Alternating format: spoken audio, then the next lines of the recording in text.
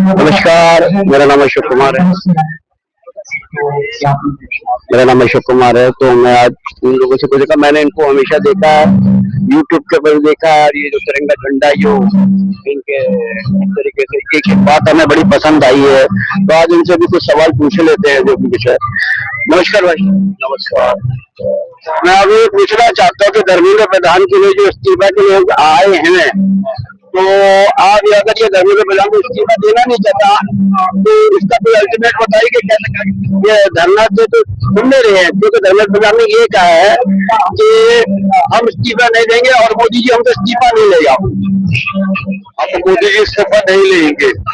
हाँ, तो ऐसा है ना, तो मोदी जी को ही सोचना पड़ेगा कि जो देश का भविष्य है, और इस्तीफा कम से कम, चलिए आपके कानों तक ये बात पहुंच के आपसे इस्तीफा मांगा जा रहा है।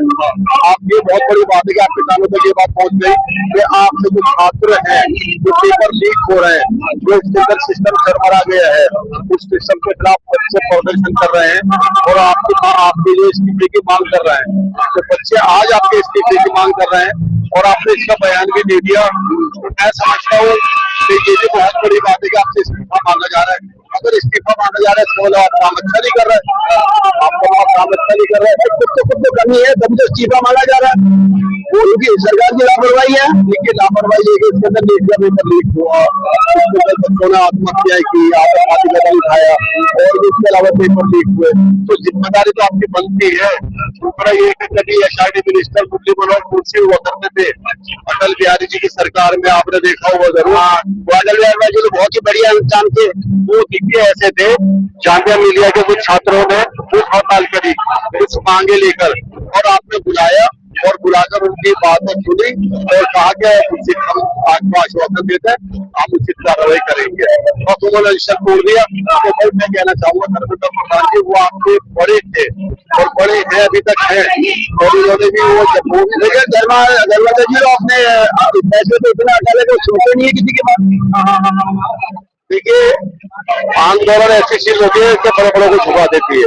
13 महीने का प्रोटेस्ट हुआ था, जो किसान आंदोलन हुआ था, उसके अंदर उन्होंने बिल वापस लिए नहीं लिए, उसमें जाने भी गई थी, ऐसी बात नहीं है, उसके अंदर जाने भी गई थी, उसके अंदर जाने भी गई थी। और ये है कि हालांकि फिर उनको जो है वो जो बिल लाए थे उन बिलों को वापस तो ऐसा है। अब ये आंदोलन कब तक चलता है या सरकार कब तक चलने देती है, ये दोनों तरफ से ही डिपेंड करेगा। इसकी जो रूपरेखा क्या होगी, ये आगे जो बच्चे हैं बच्चे जिस तरह बैठे हैं इसी तरह बैठे रहेंगे, और ये सरकार कब तक बैठने देती है, क्योंकि सरकार का तो बड़ा रोल है इसमें, सरकार का बड़ा रोल है। तो एक बात और मैं कहना चाहूंगा, अगर प्रधान नहीं इस्तीफा देंगे तो मान लो दे भी देते हैं, तो इसकी वजह किसको बढ़ाने के लिए प्लान बनाएंगे, ये जो बनाएंगे।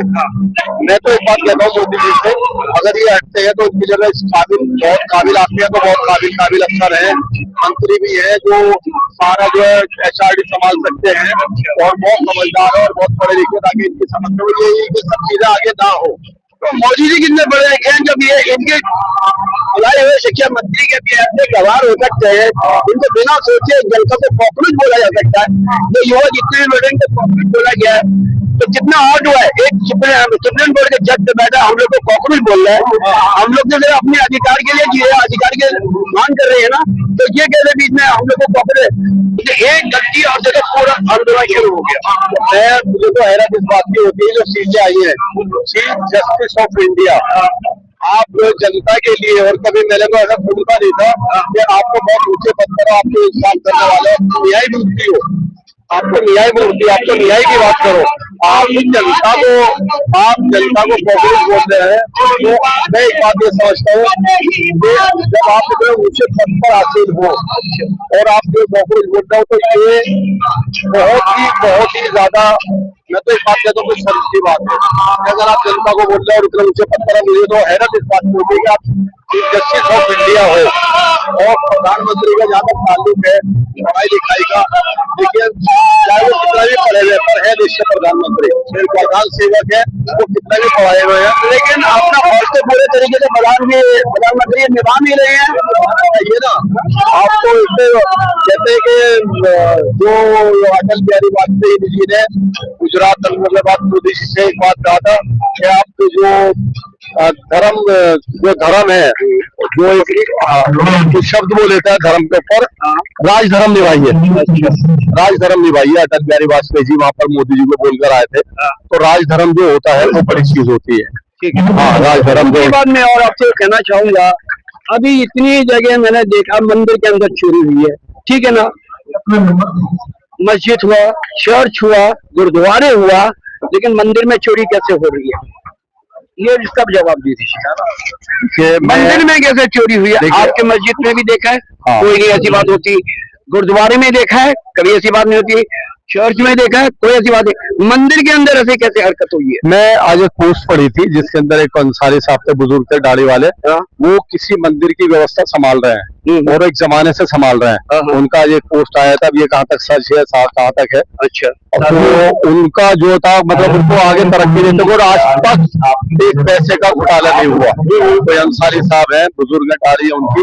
और जहां तक है, क्योंकि इसका जो सारा जिम्मा है ना, हमारे मोदी जी ने ही सब कुछ करा है, शुरू से लेके आखिर तक आपके ही हाथों से हुआ जो कुछ भी है। तो अब ये कि जवाबदेही तो बनती है, लेकिन मैं ज्यादा कुछ नहीं कहूंगा, क्योंकि जो भी बात है यहाँ जो है जंतर मंतर पर असल तो एक शिक्षा का मुद्दा है। शिक्षा का मुद्दा मुसलमानों को वैसे टारगेट किया जा रहा है, हिंदू मुसलमान को टारगेट किया जाता है, धर्म के नाम की राजनीति की जा रही है, ठीक है ना। तो लेकिन यहाँ जो मुद्दा है ये शिक्षा का मुद्दा है, और शिक्षा के मुद्दे को लेकर ही यहाँ पर हम सब इकट्ठे हुए हैं इन बच्चों की हौसला अफजाई के लिए।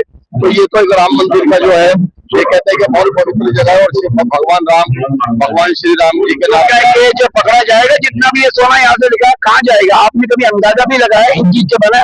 जितना भी सोना, जितना भी कैश जो गई है, वो कहाँ गई होगी और किस वक्त किस जगह काम आएगी?